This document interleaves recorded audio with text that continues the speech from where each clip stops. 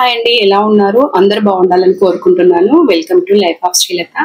మన ఛానల్ని first time చూస్తున్నట్లయితే వీడియోస్ నచ్చితే తప్పకుండా సబ్స్క్రైబ్ చేసుకోండి. అలాగే ఒక లైక్ కొట్టడం అయితే మర్చిపోకండి. ఈరోజు ఎగ్ పులుసు చేస్తున్నా అండి, కొడిగుడ్ల పులుసు.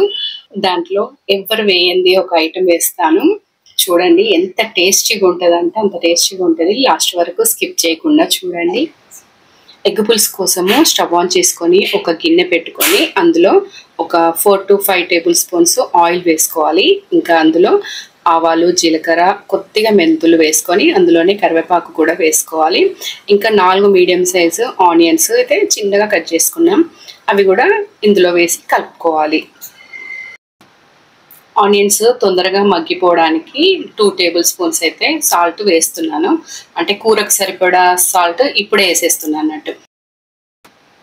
అంతే, ఇంకా మూత పెట్టుకొని ఉడికించుకోవాలి. అంటే ఆనియన్స్ కొంచెం బ్రౌన్ కలర్ వచ్చే వరకు ఉడికించుకోవాలి. ఇప్పుడైతే నేను ఎగ్స్ ఉడకబెట్టి పెట్టుకున్నా ఫస్ట్ టైం, వాటిని వేయించుతున్నా అన్నట్టు. ఈ పొట్టు అయితే అసలు కొన్ని వచ్చినాయి, కొన్ని రాలేదండి. అసలు కొత్త అని చెప్పిళ్ళు వాళ్ళు. మరి నేను తెచ్చి అయితే 2 రోజులు అవుతుంది, అయినా కూడా పొట్టు ఎగ్గు ఊడిపోతుంది అన్నట్టు పొట్టు వేస్తుంటే. కొద్దిగా ఆయిల్ వేసి అయితే ఈ ఎగ్గులను వేయించాను అన్నట్టు. నేనైతే ఎగ్ పులుసు చేసినప్పుడల్లా ఇట్లనే వేయించుతానండి. ఇంకా ఆనియన్స్ అయితే బ్రౌన్ కలర్ అయినాయి. ఇప్పుడు అల్లం వెల్లుల్లిపాయ పేస్ట్ 1 టేబుల్ స్పూన్ వేసి కలుపుకోవాలి పచ్చి వాసన పోయేంత వరకు.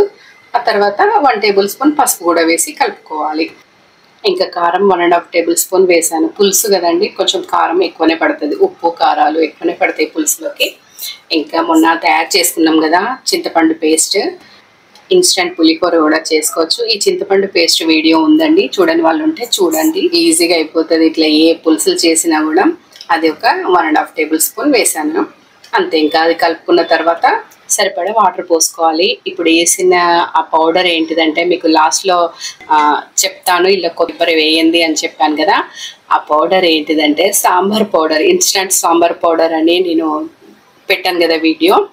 ఆ పౌడర్ ఒక 1/2 టేబుల్ స్పూన్ వేసానండి. ఇంకా జీలకర్ర మెంతుల పొడి, ఇది అసలు వేయకున్నా పర్వాలేదు, అసలు ఇది ఒక్కటి వేస్తే అసలు టేస్ట్ కూడా అసలు ఎంత టేస్టీగా ఉందంటే అసలు సూపర్ అంటారు మీరు. ఇంకా 1 టేబుల్ స్పూన్ ధనియాల పౌడర్ అయితే వేసాను.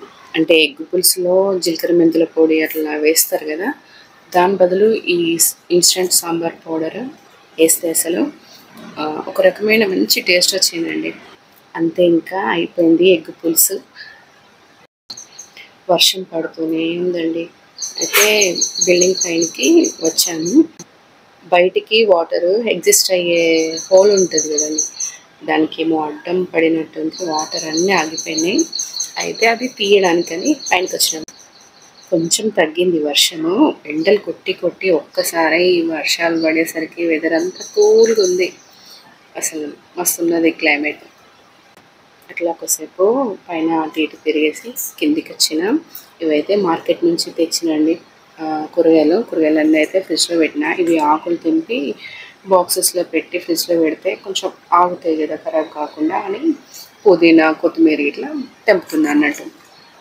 వాడు మా అబ్బాయి, మా అమ్మ ఫోన్ చేస్తుంది అన్నట్టు. వాడు స్కూల్ నుంచి రాగానే వచ్చిన వానేసి వీడు కూడా ఏమైనా తినేసి అమ్మ ఇంటికి పోయేస్తా అని పోతాడు. వర్షాకాలం కదా, అయితే ఈ ఆకుకూరలకి ఏర్ల దగ్గర మొత్తం మట్టి మట్టిగా ఉంటాను. ఇంకా కొత్తిమీరకి అయితే ఇంకా బాగుంది, అందుకే ఫస్ట్ అక్కడికి కట్ చేసిన. పుదీనా అంటే ఆకులు తెంపితే సరిపోతుంది, అంటే ఏర్ల లాంటివి కట్ చేయం కదా. ఈ కొత్తిమీర కట్ చేస్తాం కదా, అందుకు అది కొంచెం పచ్చి పచ్చిగా ఉండేసరికి ఎక్కువ రోజులు అయితే ఫ్రిడ్జ్లో పెట్టినా కూడా ఉండలేదు.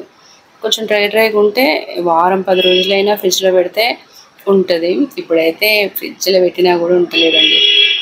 ఈ ఐస్ క్రీమ్ బాక్స్లో అయితే ఆకుకూరలు వేయడానికే ఉంచిన టిష్యూస్ని సగం ఫోల్డ్ అండి, అంటే 2 వరుసలు వస్తుంది కదా, దాన్ని చుట్టూరుగా లోపల పరుచుకొని ఈ ఆకులు వేసి మళ్ళీ పైన కూడా ఒక టిష్యూని పెడితే కొంచెం ఓకే ఆగుతాయి అన్నట్టు ఆకులు.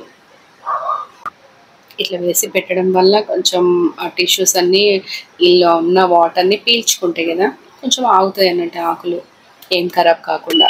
అయినా ఈ టిప్ చాలామందికి తెలిసే ఉంటుంది, తెలియని వాళ్ళ కోసం యూజ్ అవుతుంది కదా అని చూపిస్తున్నా.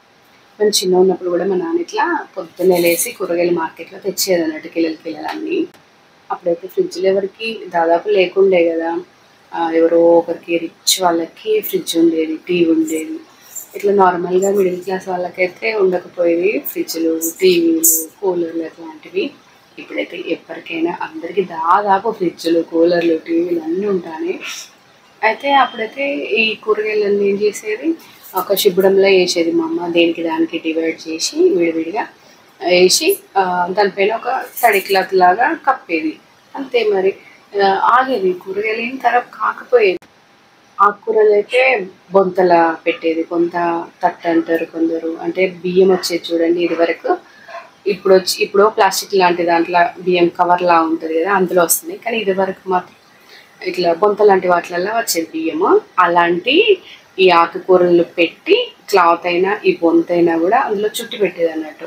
మంచిగా ఫ్రెష్గా ఉండేది అసలు కూరగాయలు, ఆకుకూరలైనా. ఎంతైనా ఆ లైఫే వేరు కదండి. అప్పటి లైఫ్ అసలు చిన్నప్పుడు అనిపిస్తుంది, పెద్దగైనాక అట్లా ఇట్లా అని ఊహించుకుంటాం.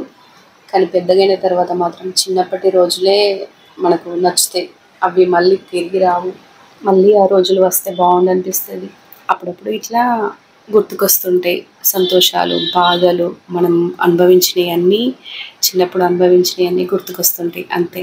అప్పటి మటుకు మనం ఫీల్ అవుతాం, అంటే హ్యాపీనెస్ అయితే హ్యాపీగా ఫీల్ అవుతాం, బాధలు అయితే బాధపడతాం అంతే. మళ్ళీ రొటీన్ లైఫ్. ఇంకా ఇప్పుడైతే నేను ఆనియన్ పకోడీ, ఉల్లిపాయ పకోడీ చేస్తున్నానండి. మా వాళ్ళు ఇప్పుడు అన్నం తినరంట, ఓన్లీ వేడివేడిగా ఏమన్నా చేయమని అంటే నేను పకోడీ చేస్తున్నాను.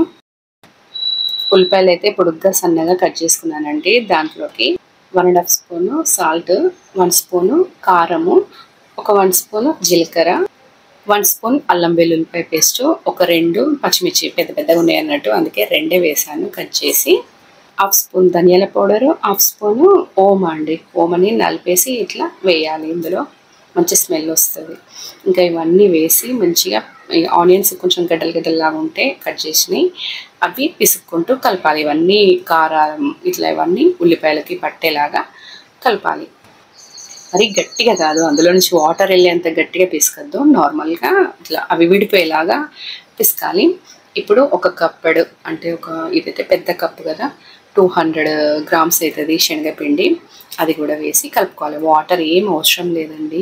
ఒకవేళ ఇంకా అవి అబ్జర్వ్ చేసుకొని కొంచెం వాటర్ పొడి పొడిగా ఉంటే 1 స్పూన్ వాటర్ అయితే చిలకరించుకొని కలుపుకోవాలి, అంతే సరిపోతుంది. మీకు క్రంచీనెస్ కావాలంటే మాత్రం ఇట్లా వాటర్ అయితే అసలు వేయద్దు. దీన్ని అయితే గట్టి పకోడీ అని కూడా అంటారు కదా. పకోడీ డీప్ ఫ్రైకి ఆయిల్ అయితే ఆల్రెడీ నేను కడాయిలో పెట్టాను, ఆన్ చేసిన స్టవ్, అది హీట్ ఎక్కింది ఆయిల్. ఆ ఆయిల్ కొద్దిగా ఇందులో పోసుకున్నామంటే మంచిగా వస్తుంది. స్వీట్ హౌస్లో అమ్మే వాళ్ళ పకోడీ లాగా వస్తుంది అన్నట్టు, క్రంచీనెస్గా. వాళ్ళు ఇలాగే పోస్తారు. మేము ఎంత ముందుకు ఉన్న ఇంటి పక్కకే స్వీట్ హౌస్ వాళ్ళు ఉండే అన్నట్టు, మార్వాడీస్ వాళ్ళు బయటనే చేసేది స్వీట్స్ కానీ ఇలా కార పకోడీ అన్నీ. అట్లా చూసిన నేను. పకోడీ అయితే వేగిపోయిందని తీసేస్తున్నాం. ఆనియన్స్ మనం ఇప్పుడు పకోడీలో మనం పిండి వేసినప్పుడు పకోడీ వేగిన తర్వాత ఆనియన్స్ మరీ బ్రౌన్ వచ్చే వరకు కూడా ఉంచద్దు. ఉంచితే ఏంటంటే మనం తీసిన తర్వాత అది ఇంకా డార్క్ అయిపోతే అప్పుడే టేస్ట్ బాగుండదు అన్నట్టు, అంటే కొంచెం ఎవిటిగా ఉంటుంది, మాడినట్టుగా. కొద్దిగా రెడ్ కలర్ రాగానే తీసేస్తే మనకు కరెక్ట్ కలర్ వస్తాయి అన్నట్టు. అవి ఇంకొంచెం డార్క్ అయిపోతాయి కదా, అప్పుడు మనకు కావాల్సిన కలర్ గోల్డ్ కలర్గా ఉంటాయి పకోడీ. ఈ శనగపిండి ఐటమ్స్ ఎవి చేయాలన్నా, మిర్చీలు, బజ్జీలు, ఎగ్ బజ్జీలు కానీ, ఆలు బజ్జీలు కానీ, పకోడీ కానీ, ఇవి ఎవి చేయాలన్నా కూడా ఫస్ట్ శనగపిండి కరెక్ట్ ఉండాలి. మనం పట్టించుకుంటే అయితే మంచిగా ఉంటుందండి. ఎంతైనా కొనుకొచ్చిన దాంట్లో కల్తీ ఉంటుంది కదా, కరెక్ట్ రావు. పట్టించుకున్నది అయితే ఇట్లా చేసినా బాగా వస్తాయి. ఇట్లా చేసుకొని పకోడీ ఎయిట్ బాక్స్లో పెట్టుకుంటే ఒక 2-3 రోజులు అయితే ఈజీగా ఉంటాయండి, అంటే క్రంచీగానే ఉంటాయి. కొంచెం గాలి తగిలితే మాత్రం మెత్తపడిపోతాయి. పిల్లలకైతే స్కూల్ నుంచి రాగానే ఇవ్వచ్చు, ఇంకా స్కూల్కి వెళ్ళి స్నాక్స్కి పెట్టచ్చు. పకోడీ మొత్తం చేయడం అయిపోయిన తర్వాత అదే ఆయిల్లో కరివేపాకు అయితే వేసి గార్నిష్ లాగా మీద వేస్తే బాగుంటుంది కదా, వాళ్ళు అట్లనే వేస్తారనేసి నేను కూడా వేశాను. తిని ఎట్లా వచ్చిందో మీకు చెప్దామనేసి వీడియో తీయమన్నా మా అబ్బాయిని, కానీ డిస్టర్బెన్స్ వస్తుంది, మస్తు సౌండ్స్ వస్తున్నాయి అన్నట్టు, అందుకే ఇంకా మాట్లాడలేదు, ఓన్లీ అట్లా చూపిస్తున్నాను అంతే. పకోడీ అయితే మంచిగా క్రంచీనెస్ వచ్చిందండి, మంచి టేస్ట్ కూడా ఉంది, అన్నీ సరిపోయినాయి. టేస్ట్ బాగుంది. కరివేపాకు కూడా ఒట్టి తింటాం బాగుంది, అది వేయించాం కదా. ఓకే అండి, బాయ్.